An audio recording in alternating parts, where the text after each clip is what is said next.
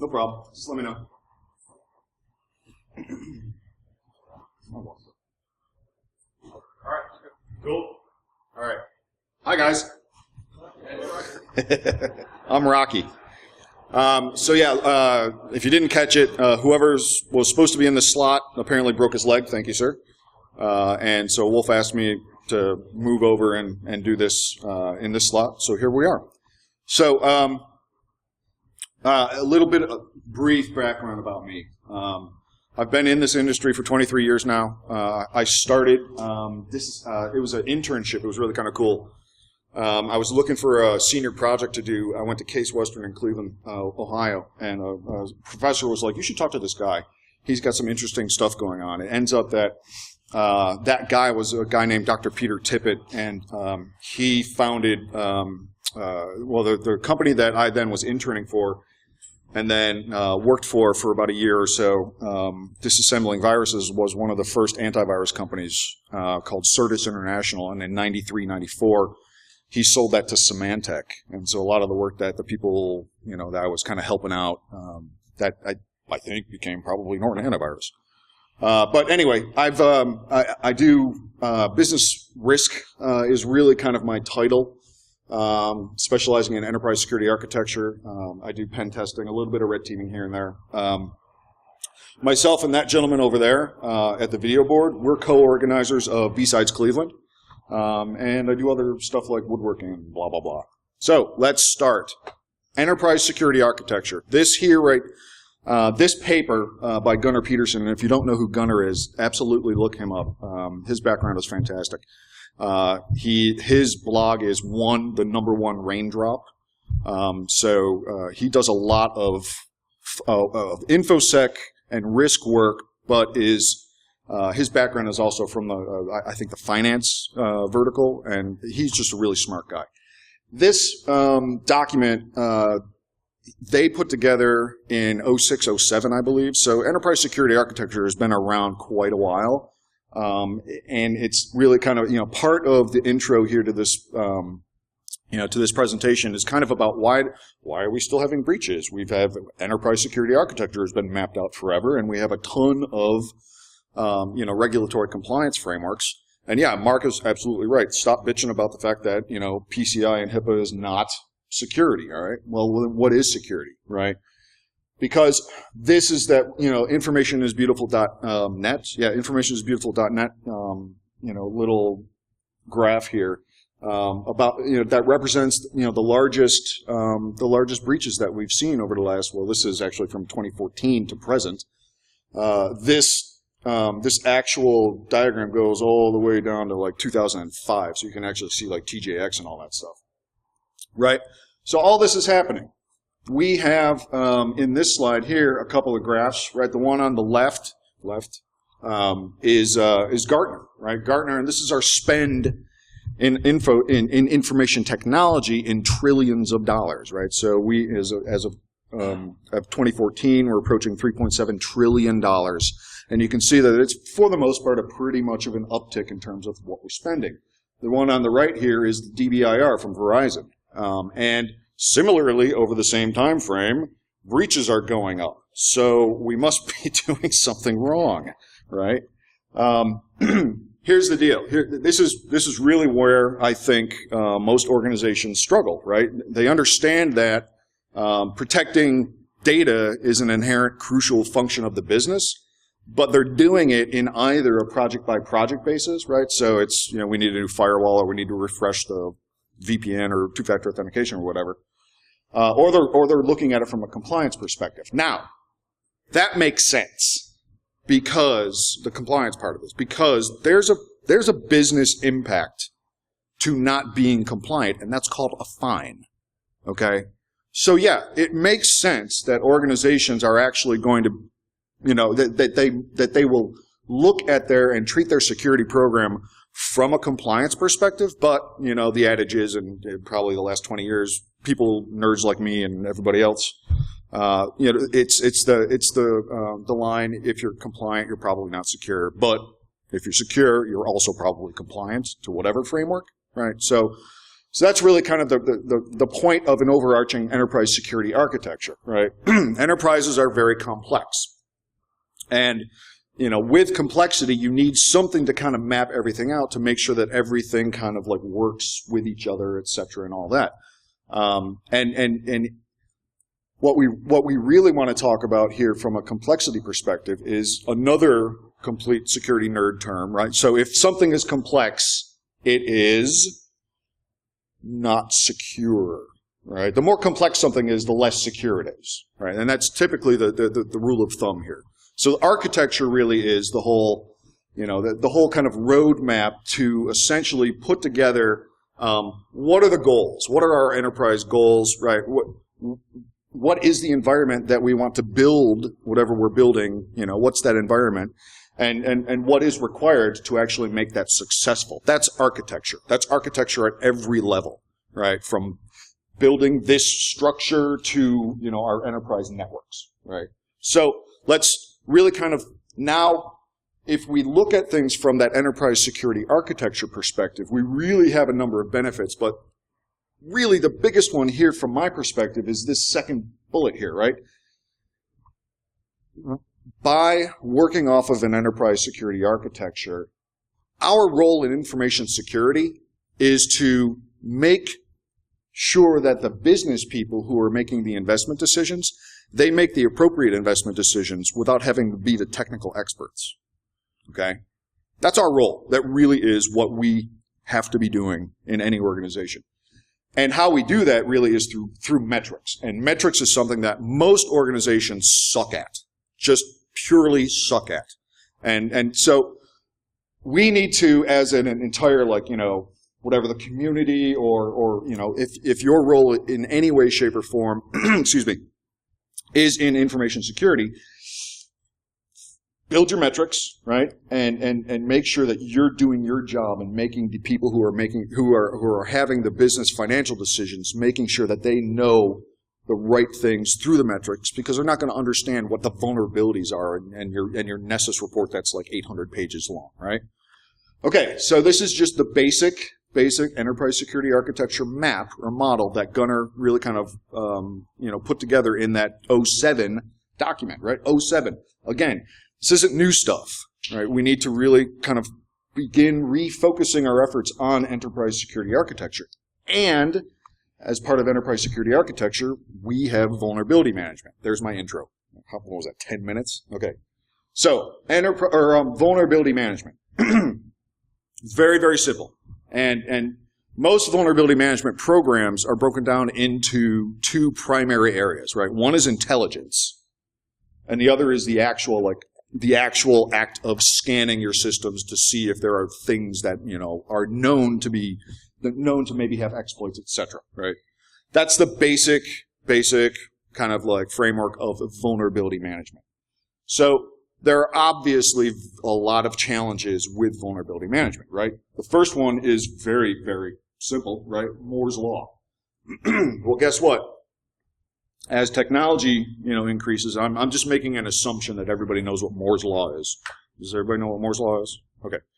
So, guess what? Malware evolves at the same pace. So, awesome. But, the actual fact of vulnerability management itself is that it is a reactionary. It is a reaction to something that has to be discovered, right? Just like antivirus, okay? Antivirus is, I don't know, however weeks, months, behind the actual malware that's out there because somebody has to discover it, and then somebody has to disassemble it and figure out what it does, and there might be like crazy encryption going on, and then once they figure all that stuff out, they now have to write the code to, remove it or quarantine it or whatever from that system. It's a reactionary process, right? So vulnerability management in and of itself is a reactionary process. Embrace it. It is what it is, and we can work with this, okay?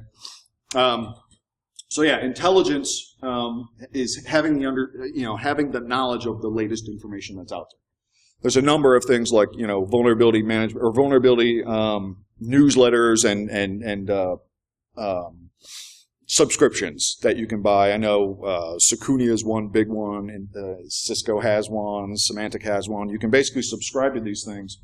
And from an intelligence perspective, if something all of a sudden is discovered that affects your assets, right? If you're running a Windows shop, okay, now there's a new Windows one.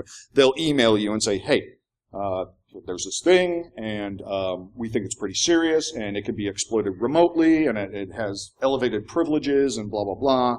And so that's intelligence, okay? Now you know about that. Now we can do something about that. When we talk about metrics a little bit later on, we'll talk about time to remediation, right? Fantastic metric. But again, remember, everybody pretty much sucks at metrics. Communication, right? It's really, really important to have this type of have some semblance of communication, within the organization, especially if your enterprise is a really large enterprise, right? If there's a new vulnerability that affects the network team and you're the security team over here, if you can't successfully, basically knowledge transfer that information over to the network team, they're not going to do anything about it.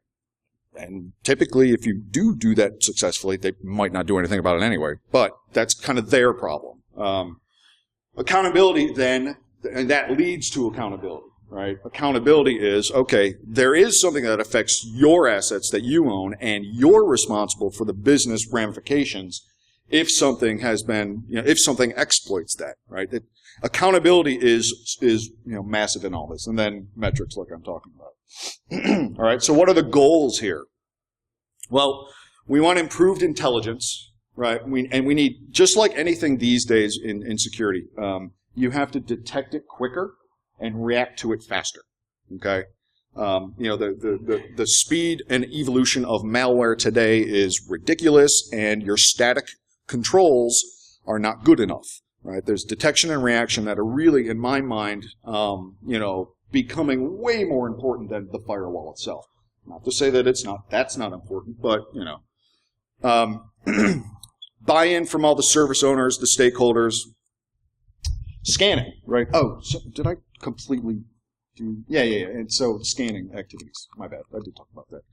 So when we talk about the actual scanning, right, so intelligence on one side and scanning on the other side, we want to make sure that we're scanning all of the appropriate assets. And those assets really do need to kind of be prioritized from a business impact perspective.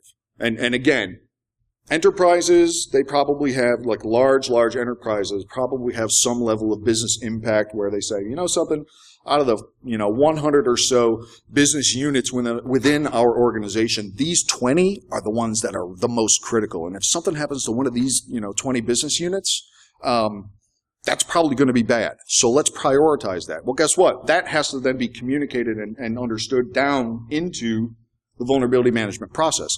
Because now we can take a look at those servers or web applications or whatever that support those critical business functions within the organization, and then react accordingly if something pops up that does affect those assets, and prioritize that maybe over something else that has a less of an impact of the organization. I'm talking really fast. I'm sorry. Integration with existing tools and the existing business ticketing systems. This is a bitch. There's no two ways about it. Because there are a number, obviously, there are a vast array of different types of business ticketing systems, like help desk ticketing and all that stuff. So getting the process to the point where we have, the discovery, the intelligence of some vulnerability that affects some level of server asset, etc., and then getting that into the appropriate queue, where then that team who owns that asset now they own they're accountable for solving or mitigating, that vulnerability.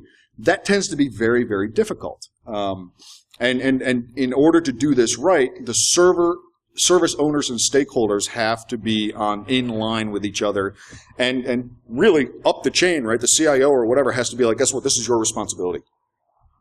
Service owner or business unit owner or whatever, right? So once that communication that there is some type of vulnerability, once that's been communicated to the actual service or business unit owner, It's their responsibility to say, you know something? I don't feel like it. Or, yes, we will fix that. But that's where the accountability has to happen, right? Okay. So, in January, my friend over here and I were sitting and watching Bill Senf. Bill Senf, he did a presentation on the Application Security Verification Standard 2014. It's an OWASP kind of sub-project, okay? Right? Because if you raise your, hey, here's an exercise. Everybody raise their hand. Yes. Raise your hand if you know what the OWASP top 10 is. Okay? Now, raise your hand if you think it's completely unimplementable. I do. It's ridiculously complex, right?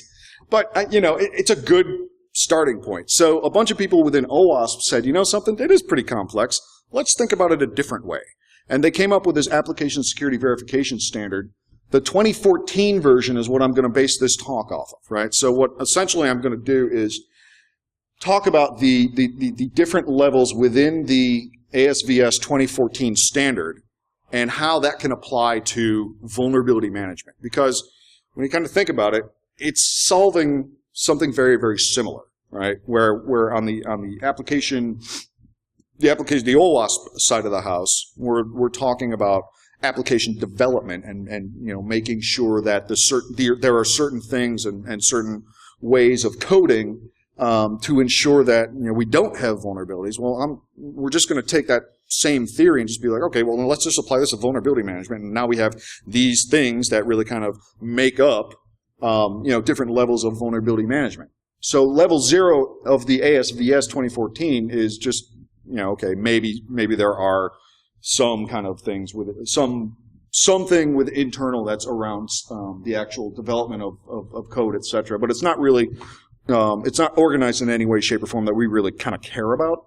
Level 1, okay, it's called opportunistic.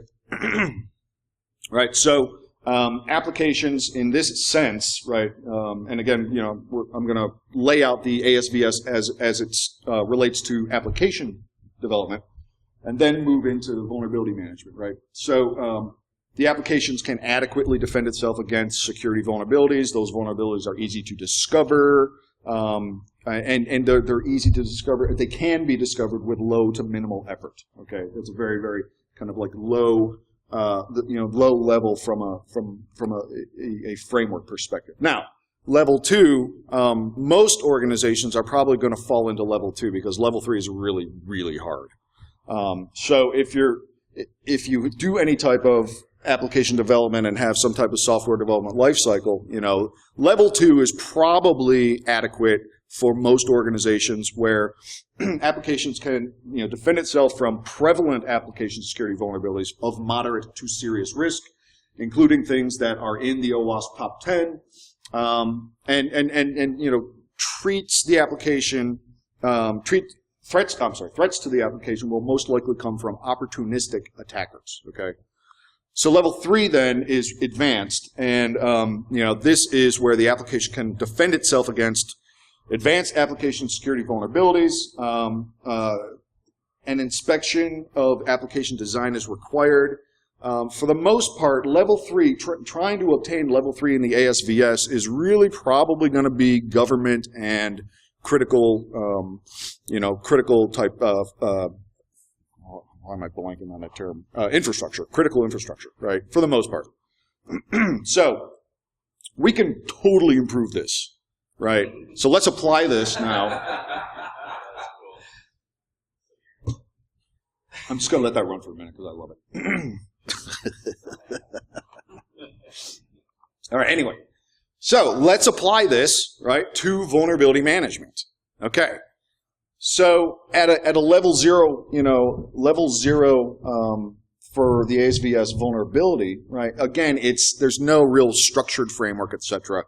Somebody might run an SScan here or there, but not on any type of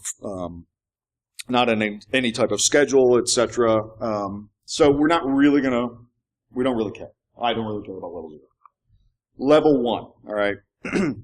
The organization can adequately defend itself against application security vulnerabilities that are easy to discover. Okay, that's pretty much, in line with, the ASVS for app dev. And vulnerabilities are typically discovered with minimal to low effort. Okay, that's kind of cool. It's very, very, very simple. As we move into, as we kind of like then focus, what does that really mean, right? So I think that level one really, for organizations that want to try to get to some semblance of a standard within their vulnerability management program, let's talk about things like reliance on MS Patch Tuesday alerts. Okay, this is level one, and for the most part, organizations like this probably don't have a dedicated InfoSec group, right?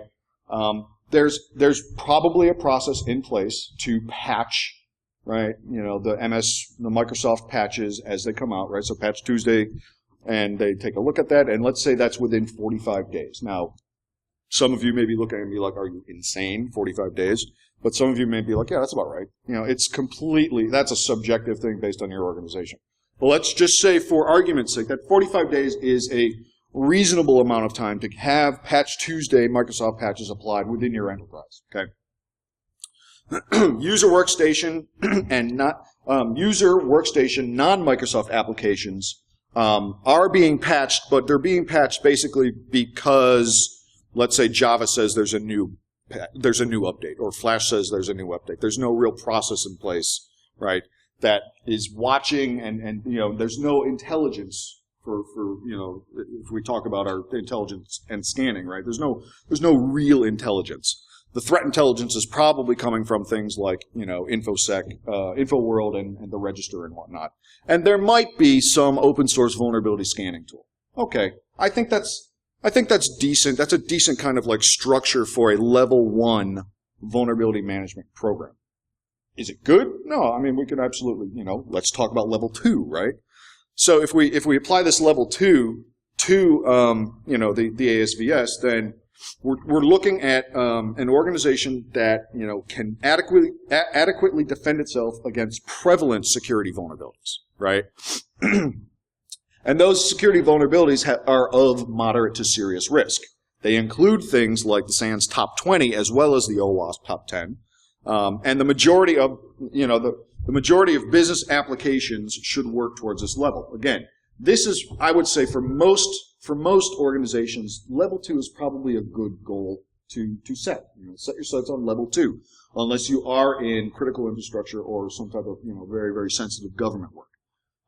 Threats to the applications will most likely come from opportunistic hackers and possibly some motivated actors, right? So either that's competition, the business,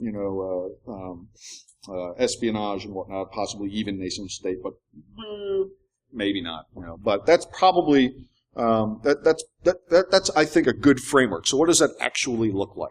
All right. So level 2, I think, should really have for organizations that want to accomplish this, there should at this point be a dedicated InfoSec and risk group. Now, when I say that, I'm not talking about like the firewall jockeys. Right? This is an organization within the business that is analyzing threats, right, vulnerabilities and threats to the business that then can, communicate that up to, the business leaders, etc. But these guys are the ones who are looking at all the intelligence. Speaking of intelligence, right, vulnerability intelligence feeds and subscriptions also should be in play here, right? You need to have an idea of without having to keep your, bury your head, in the computer looking and searching for, you need to have some type of, feed or subscription that says, guess what? You guys run HPUX, for if anybody remembers HPUX. You run this particular thing and this version of this particular thing, and guess what? There's a new vulnerability that affects that particular thing specifically, right? So you have the ability to, to customize the alerts that you want to get, right? And that, excuse me. And those alerts then come in via email, and they can be, disseminated, etc., analyzed and disseminated as possible, or, as good as the organization can do. A formal monthly review of the previous 30 days worth of patches, right? So the patches that were last month, did we have any problems? Did some of them have to be, pulled back? Or did they get successfully deployed, right? Something formal that, every month, let's just say it's Patch Wednesday, right? The day after Patch Tuesday. Not only are we talking about, hey, there's a bunch of vulnerabilities that we have to push out now, but, hey, how did last month go, right? So something formal from that perspective. Some type of centralized content management system for the actual intelligence data. A number of our clients actually, when they get their feeds emailed to them, so here's a vulnerability intelligence feed, and something that affects them, they get the email. That email actually automatically gets forwarded over to a SharePoint site, right? And that SharePoint site then takes that email and adds it to the list, right? So now we're building within the content management system, that intelligence is now centralized. And not only is it just centralized, but now we have the ability to say, hey, guess what? This is for the network team. Let's assign it. And those guys get alerted, right? It's pretty simple. It's not rocket science at all, right? The risk group may manually enter vulnerability events into the ticketing system, right? So at this point, we're not really, level 2 isn't as sophisticated as everything is now completely automated, right? So the intelligence comes in, it's owned by this particular group, and then it automatically goes into the enterprise ticketing system or the help desk system. We're not quite there yet. We'll try to get there for level 3, but the group is probably manually entering that stuff in, as well as reviewing intelligence from an escalation perspective, right? If there, for example, is, the hacking team breach of a couple of weeks ago, right? Now we've got a bunch of 0 days, from Flash or whatever. And they're in the wild. Oh, and they're remotely executable. Oh, and, they infect your system not with user privileges, but with system privileges. Those variables, for most organizations, if they all live together in one vulnerability like that as a 0 day or whatever, that probably needs to be escalated. Right, because it's in the wild, and so it's that kind of analyzing the actual intelligence to determine whether or not there should be an escalation. Level 2 also probably has some level of commercial or open source scanning tools, right? So again, on the one side we have intelligence, but now we also have to talk about the scanning part of our organization, and from standard, there is at this point a standard for business asset scanning, right? So whether or not that standard includes off hours, we're only going to scan off hours, we're only going to scan with unauthenticated credentials, we're going to scan with authenticated credentials. That standard exists, right? So from a level 2 perspective, achieving this level 2, those standards have to exist. And for the most part, the scanning portion of the framework is really focused on probably only your Windows and maybe Unix and supporting network gear, right? It may not be quite mature enough where we're actually going after printers and things of that nature. But for argument's sake, let's just say it's primarily Windows and Unix and network assets. So. So that's kind of what I feel level 2, applying the application security verification standard to vulnerability management. I think that's what a level 2 kind of looks like. And organizations, I feel, can take something like this and now begin kind of building a roadmap to say, something, level 1's probably good enough for us, or level 2's good enough for us. Or if you're supporting really, really critical infrastructure, now let's talk about level 3, right? Because level 3 is wicked hard. In either of them, right? So indicating that the organization can adequately defend itself against all advanced application security vulnerabilities and shows principles of good security design. So the requirements here really have to include in-house application design, software development lifecycle, all the really fun parts of an enterprise security architecture.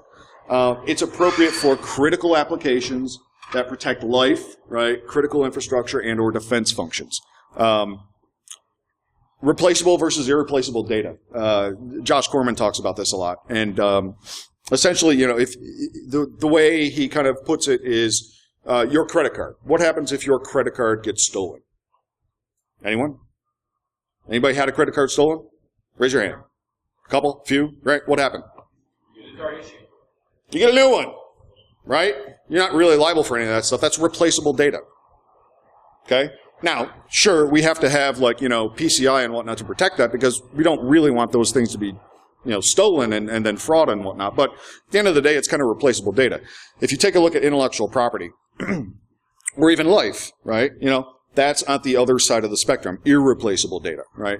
Electric cars are, Mark said this earlier, in his keynote. Electric cars are computers with wheels these days, right? And so that's totally hackable, etc. So, from a replaceable to irreplaceable data spectrum, right? Intellectual property, if your organization is, in some like chemical field or whatever, and the formula for your flagship application gets stolen, right? Well, that's gonna present a lot of problems from the business perspective, right? Potential, stock ramifications, competition ramifications. Somebody now can probably, produce your flagship product for cheaper, etc. That's more irreplaceable. So when we talk about applying this to the level 3 ASVS vulnerability, that's really probably in the area that those organizations that are kind of in this irreplaceable data, either life or critical, infrastructure, etc. This is where we're really talking about it. So what comprises level 3 at this point? And again, it's hard. This one is really hard. So vulnerability intelligence feeds are tied to inventories, enterprise inventory systems. In other words, if you are like a Microsoft shop and you have like you're running SCCM for, your patching and all that stuff. Outputting what you actually have from an enterprise inventory perspective into the vulnerability intelligence feeds so you get exactly what you want to know, the vulnerability alerts from your infrastructure that you absolutely know you have because it's coming from your own inventory systems. Absolutely a must, right?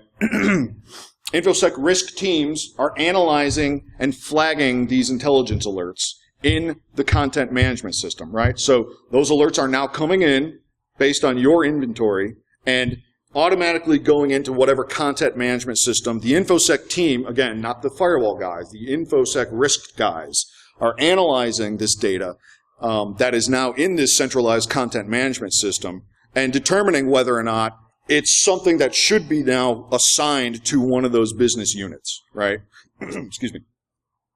Whether it's a network, whether it's a network vulnerability, whether it's a Windows or a Linux vulnerability, and assigning that to the appropriate teams. Support teams work tickets as part of their normal workflows. This is really, really hard also, right? Getting the cooperation of all these different business units within your organization to actually say, something? This vulnerability, it's not something that's different in their day-to-day schedule, right? It's just part of a normal workflow. It's not new ticket, oops, we have something weird going on. This is part of their day-to-day life, okay? Something comes in, that's just part of their workflow, right? Sample sets of workstation vulnerability scans. Now, I say sample set because for the most part, at an enterprise level, most enterprises have at least some semblance of the golden image of, Windows 8, etc. And from a workstation perspective, we can probably monthly just, generate a random subset of workstation IP addresses and scan those. And we're probably not going to have a lot of, different differentiation between, what's found on one workstation over here and one workstation over here. They're probably going to be pretty similar, right? We're still obviously focusing on where the primary business critical data lives, right? Which theoretically should be servers and databases and all that. But, of course, I say that and everybody has one of these, right? Phones, printers, UPSs, NAS devices. Now we're looking at all these things as well. Anybody do penetration testing? Okay, so have you ever had the opportunity to look at a printer and see that inside the printer, because it has to be part of the domain, that they're storing not domain admin, but they're storing like high-level privileges in clear text, login and password. Printers. Go after printers. They're hilarious. Right. But yeah, so we're looking at all this stuff now. It's not just our servers. It's not just our network. It's not just, the usual suspects. All scan reports now we moving over to the scans themselves. The scans themselves, the reports are also auto-posted to our centralized content management system, right? So it's not just the intelligence feeds that are coming in and automatically getting into this for analysis.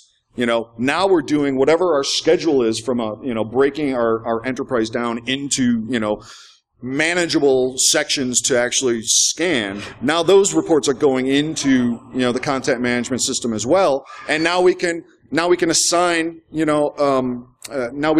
those out to the appropriate groups as well. The InfoSec risk team has to review these things. And this is where, there's none of this can ever be 100% automated, right? You really do still need the risk team to be, looking at things and determining whether or not this should be, moved over to business unit A, B, or C, et cetera, whoever actually owns, and is accountable for those assets that the vulnerabilities are found on.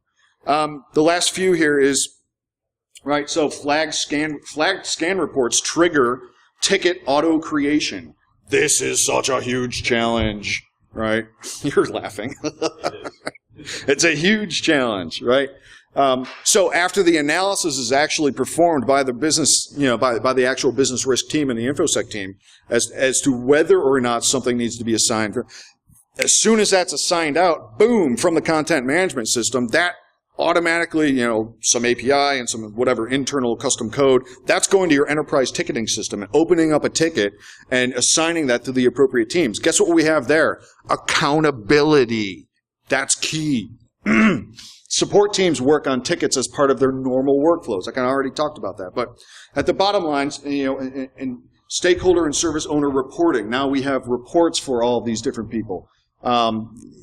Stay away from the giant, vulnerability scan reports for a lot of the business owners. You really just kind of want reports that say, you have 20 vulnerabilities, and if you fix them, you're going to mitigate 94% of, the things that could really harm your organization.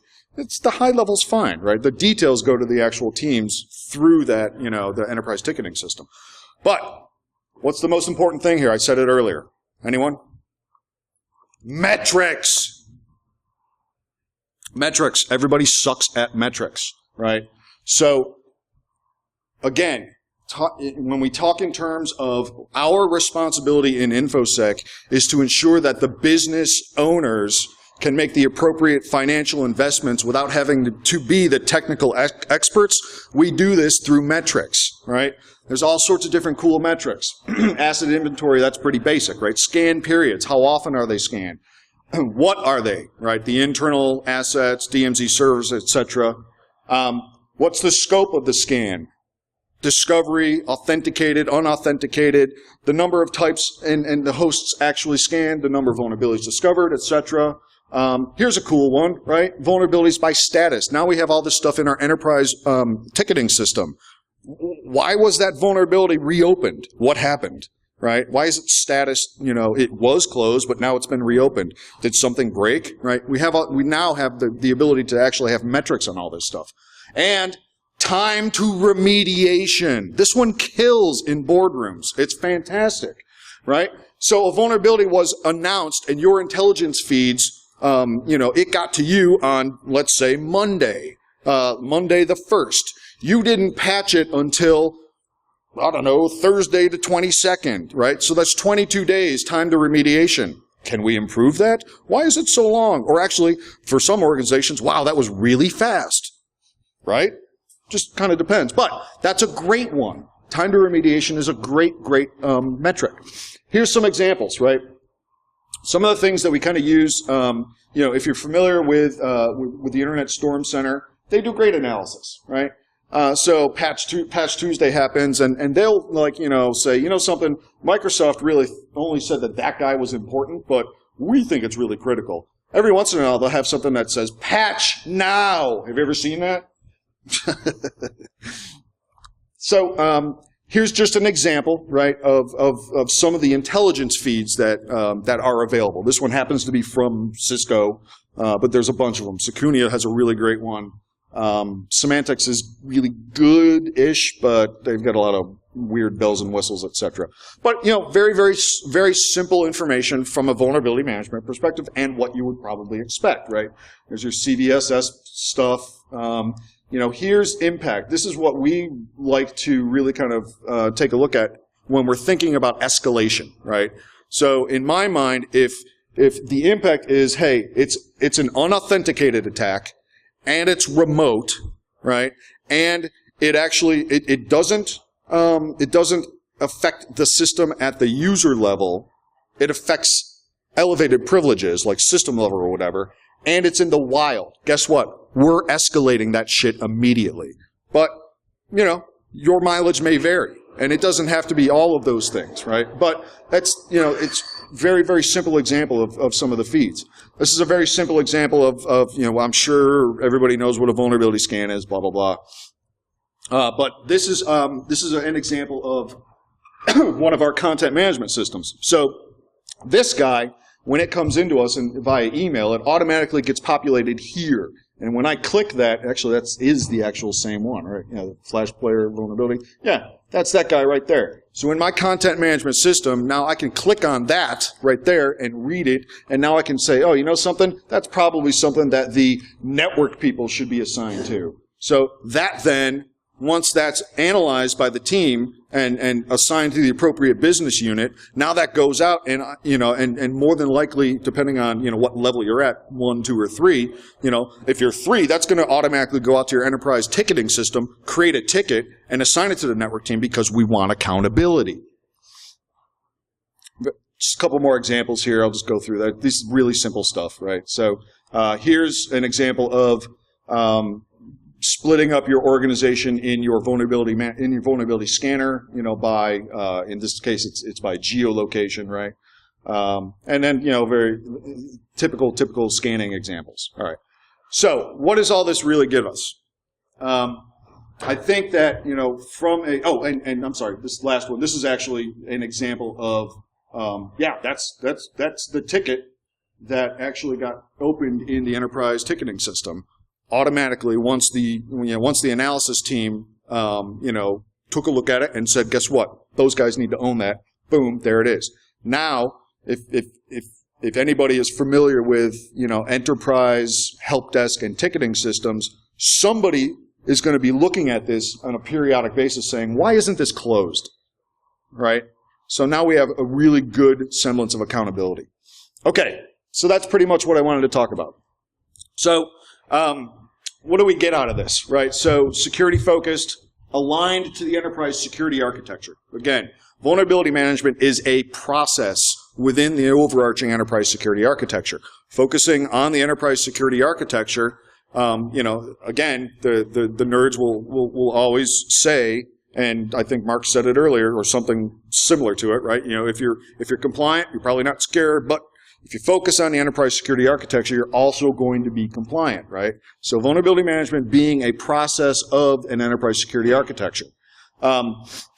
We have an implementable framework based on business need, right? So applying the application security verification standard, the OWASP thing to AppSec, applying that to vulnerability management, now we have a great framework that we can build upon and really kind of determine whether or not our organization should target level 1, level 2, or level 3 from a vulnerability management perspective.